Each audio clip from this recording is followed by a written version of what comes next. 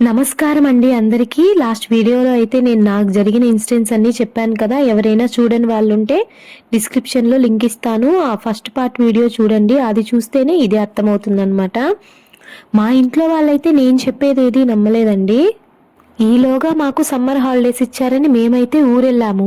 మేము తిరిగి వచ్చేసరికి మా అమ్మకైతే ఫుల్ జ్వరం అన్నమాట. అసలు లేవలేకపోతుంది మనిషి. మా అమ్మమ్మ అయితే దాన్ని చూసి బాధతో, ఏమమ్మా మొన్నటి వరకు బాగున్నావు కదా, మాతో ఫోన్లో కూడా మాట్లాడావు, ఇంత సడన్గా నీకు జ్వరం ఎందుకు వచ్చింది అని అడిగారు. దానికి మా అమ్మమ్మతో, అమ్మ మామూలుగా ఆయన లేటుగా వస్తారు కదా, ఒకరోజు అలాగే నైట్లో లేట్ అయిందమ్మా, నేనైతే తలుపు గడివేసేసి స్నానం చేసి అలా పడుకున్నాను. పడుకున్న కొంతసేపటికి ఎవరో తలుపు తట్టినట్టు అనిపించింది. సరే లేచి తలుపు తీద్దామని లేస్తుంటే అసలు నా వల్ల కావట్లేదమ్మా, పైకి లేలేకపోతున్నాను, ఎవరో నన్ను 2 చేతులతో పట్టుకొని ఆపినట్టు ఉంది. ఎలాగో ఒకలాగా ఓపిక తెచ్చుకొనైతే తలుపు వరకు వెళ్ళానమ్మా. తలుపు వరకు వెళ్ళి టక్కని తలుపు తీశాను. ఈలోగా మా ఆయన వచ్చేశారు. నేను అలా కింద కూర్చొని తలుపు తీసి అలా ఉండేసరికి ఏమైందో ఏమో అని చాలా కంగారు పడ్డారు. ఆయన నన్ను అడిగారమ్మా ఏమైంది అని. నేను జరిగిందంతా చెప్తే, నువ్వు పిల్లలు చెప్పిందంతా విని ఏదో ఒకటి ఆలోచిస్తూ పడుకుంటావు, అందుకే నీకు అలా పీడకలు వచ్చుంటుంది, ఏం భయపడుకో అని పడుకోబెట్టారు. కానీ లేదమ్మా, నాకు తెలుసు, ఖచ్చితంగా నన్ను ఎవరో చేతులు 2 పట్టుకొని ఆపినట్టే ఉండిందమ్మా అని చెప్పింది మా అమ్మమ్మకి. మా అమ్మ అయితే ఆ సంఘటన తర్వాత చాలా భయపడిపోయింది. ఒంటరిగా పడుకోవడానికి కూడా చాలా భయపడేది. మా నాన్న ఇంట్లో ఉంటే కానీ ఒంటరిగా పడుకోలేకపోయేది మా అమ్మ, అంత భయపడింది. దానివల్లే ఆమెకి అంత ఫీవర్ వచ్చిందంట. ఇదంతా విన్న తర్వాత మా ఇంట్లో వాళ్ళైతే షాక్ అయ్యారు. పిల్లలు చెప్పింది నిజమే ఏమో అనుకొని. కానీ వాళ్ళు నేను చెప్పింది పూర్తిగా అయితే నమ్మలేదు. ఇది జరిగిన తర్వాత కూడా. ఈలోగా మా అత్త కొడుకు ఊరి నుంచి వచ్చాడనమాట. ఆ రోజు వర్షం పడుతుందని మేమైతే మేడ పైన పడుకోలేదు. ఆ అబ్బాయి వచ్చాడు. నేను మేడ పైన ఒక్కనే పడుకుంటానని వెళ్ళి పడుకున్నాడు. మా మేడ ఎలా ఉంటుందంటే 2 మిద్దెలు మధ్యలో ఒక గోడ ఉంటుంది. ఆ అబ్బాయి పడుకున్న కొంతసేపటికి ఒక కుక్క ఆ గోడ పైన నడుచుకుంటూ వెళ్తుందంట. ఆ అబ్బాయి ఈ టైంలో కుక్క ఎందుకు నడుచుకు వెళ్తుంది అని అనుకున్నాడు. అది నడుచుకుంటూ అలాగా వెళ్ళి ఒక మనిషి ఆకారంలోకి మారి అటుపక్క దూకేసిందంట. అది చూసిన ఆ అబ్బాయి భయంతో అయితే కిందకు పరిగెత్తుకుంటూ వచ్చి మా అమ్మ వాళ్ళ తలుపు తట్టి చెప్పాడు, అత్తమ్మ ఇలా ఉంది పైన, నేను ఇంకెప్పుడు అయితే మేడ పైన పడుకోను అనేసి భయపడుతూ పడుకున్నాడు. ఆ మరుసటి రోజు వెళ్ళి తన ఊరికైతే వెళ్ళిపోయాడు. ఇదిలా ఉంటే ఒక పక్క మా అమ్మమ్మకి కూడా ఇలాంటి సంఘటనలు అయితే చాలా జరిగాయి. కానీ మేము చిన్నపిల్లలం కదా, భయపడతామని అయితే మాతో చెప్పలేదు. ఆమె వంటింట్లో ఉన్నప్పుడు సామాన్లు వాటికవే పడిపోయేవంట. పాత్రలు కడుగుతూ ఉంటే వెనక నుంచి ఎవరో ఆమెను నెట్టినట్టు అనిపించేదంట. ఇంకా అస్సలు పూజ చేస్తూ ఉంటే ఎవరో వెనకాల నిలబడి ఆమెనే చూస్తూ ఉన్నట్టు ఉండేదంటండి. ఇవన్నీ తర్వాత చెప్పింది ఆమె మాకు. అవన్నీ విన్న తర్వాత అయితే మాకు ఇంకా చాలా భయమేసింది. వీటన్నిటికన్నా ఒక పెద్ద సంఘటన జరిగింది. అసలు మాకు అది జరిగిన తర్వాత ఇలాంటివి కూడా జరుగుతాయా అని అనుకున్నాము. ఇంట్లో పీడ కళలు వచ్చేవండి. ఆ కళల్లో వస్తువులు మనం ఒక చోట పెడితే అవి అక్కడ ఉండవన్నమాట, మారిపోయేవి. సేమ్ బయట కూడా అలాగే జరిగేవి. అలా ఒకసారి నాకు ఒక కళ అయితే వచ్చిందండి. ఆ కళలో మా అమ్మమ్మ వంటగదిలో వంట చేస్తూ ఉంది. నేను ఆమెకి వెళ్ళి చెప్పానన్నమాట, నేను మేడపైకి వెళ్ళి ఆడుకుంటాను అని చెప్పాను. ఆమె దానికి సరే అనింది. సరే నేను బొమ్మలన్నీ తీసుకొని మేడపైకి వెళ్ళాను ఆడుకోవడానికి. నేను మెట్లు ఎక్కుతూ ఉన్నప్పుడు అక్కడ సడన్గా మా అమ్మమ్మ కనిపించింది. ఆమె నన్ను చూసి విచిత్రంగా నవ్వుతుందన్నమాట. ఏంటి ఈమె, ఇప్పుడే కదా నేను కింద మాట్లాడేసి వస్తున్నాను మా అమ్మమ్మతో, పైకి ఎలా వచ్చావమ్మమ్మ అంటే నన్ను చూసి భయంకరంగా నవ్వుతూ, నేను ఎక్కడైనా ఉంటాను, ఇక్కడ ఉంటాను, కింద ఉంటాను, మేడపైన ఉంటాను అనింది. దెబ్బకి నేను లేచి కూర్చున్నాను. ఆ మాటతో అంత భయంకరమైన కళలైతే వచ్చేవి మాకు. నేను మా చెల్లి కలిసి ఆడుకునేటప్పుడైతే మమ్మల్ని సడన్గా ఎవరో తోసేసేవాళ్ళనమాట. ఆడుకుంటూ తనేమో నేను తోసాను అనుకునేది, నేనేమో తను తోసింది అనుకునేదాన్ని. కానీ మమ్మల్ని ఇంకెవరో తోసేసేవాళ్ళు. ఇవన్నీ తెలిసిన తర్వాత అయితే మాకు ఆ ఇంట్లో ఒక్క నిమిషం కూడా ఉండబుద్ధి కాలేదు.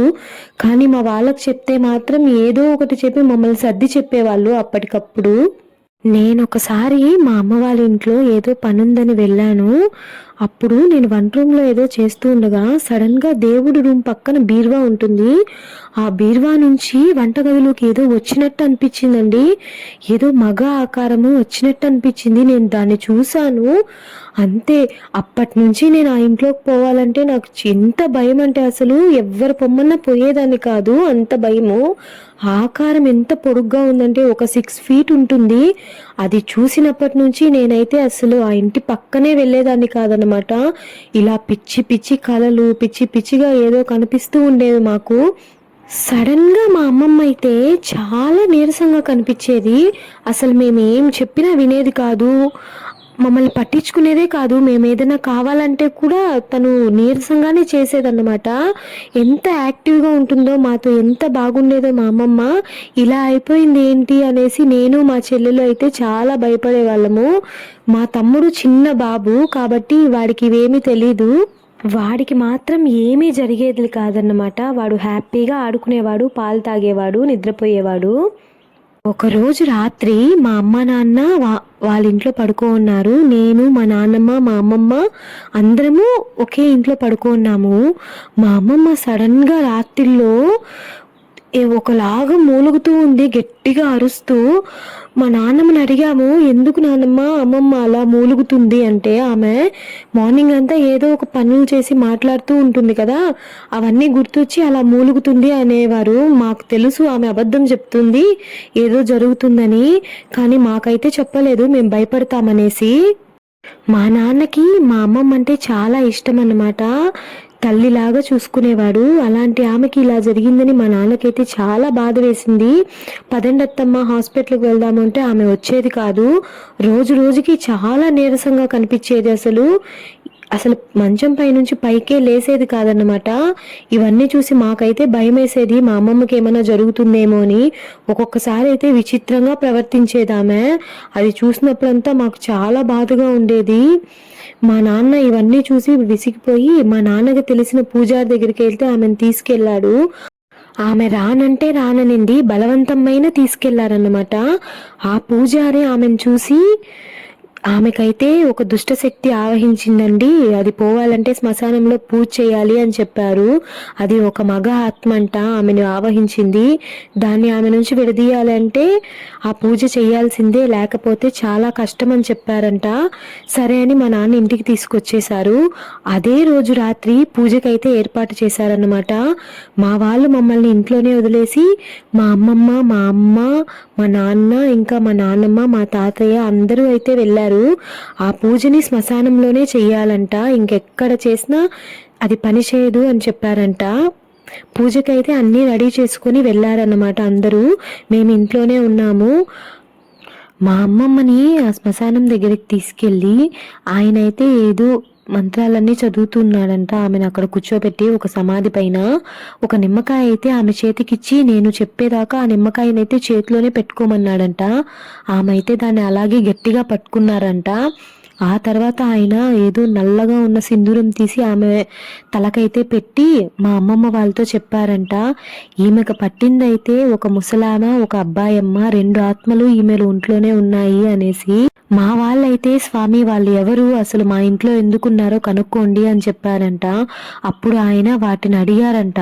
అప్పుడు మా అమ్మమ్మే సమాధానం చెప్పిందంటండి, నేను నా కొడుకు మా ఇంట్లో సంతోషంగా ఉండేవాళ్ళము. ఇప్పుడు మీ ఇంటి ఓనర్ ఉంది కదా, ఆమె మేము అప్పు చేసిన డబ్బు కోసము మా ఇల్లునే లాక్కునేసింది.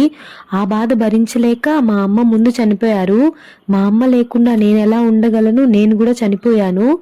మా ఇల్లు మాకు కావాలి, అందుకే మేము ఆ స్థలంలోనే ఉంటాము, మీరే అక్కడి నుంచి వెళ్ళిపోండి అనేసి అన్నారంట. అది విని మా వాళ్ళైతే మా అమ్మమ్మ ఏంటి ఇలా మాట్లాడుతుంది అనుకున్నారంట. కానీ అవి ఆత్మలు మాట్లాడుతున్నాయి.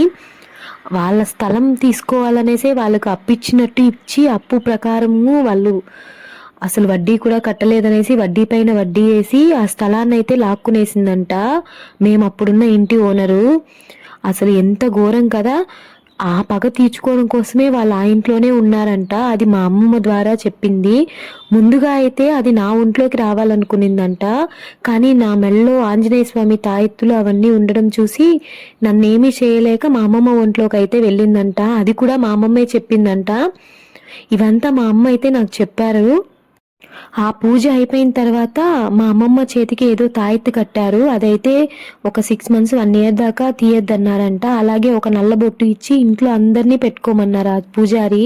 స్వయంగా ఆయనే మా ఇంటికొచ్చి 2 ఇండ్లల్లో ఏదో పసుపు కలిపిన వాటర్‌ని ఇల్లు మొత్తం చల్లి ఎంత తొందరగా వీలైతే అంత తొందరగా ఇల్లు ఖాళీ చేసేయమన్నారు. మేము కూడా తొందరగానే ఇల్లు చూసుకుంటాము అని చెప్పాము ఆయనకి. ఆ తర్వాతైతే మేము ఇల్లు చూసుకొని ఖాళీ చేసేసాము. ఆ సంఘటన జరిగి ఇప్పటికీ 10 ఇయర్స్ పైనయిపోతుంది. అయినా కూడా నాకిప్పటికీ గుర్తుంది. ఒక్కొక్కసారి అయితే ఆ మగ మనిషి నా కల్లోకొచ్చి అరిచినట్టే అనిపిస్తూ ఉంటుంది. ఇంత భయంకరమైన ఎక్స్‌పీరియన్స్ చేశాక దెయ్యాన్నయితే ఖచ్చితంగా నమ్ముతారు. నేను కూడా అలాగే నమ్మవలసొచ్చింది. ఈ వీడియో గనక నచ్చితే ఖచ్చితంగా లైక్ చేసి, షేర్ చేసి, సబ్స్క్రైబ్ చేయండి ప్లీజ్.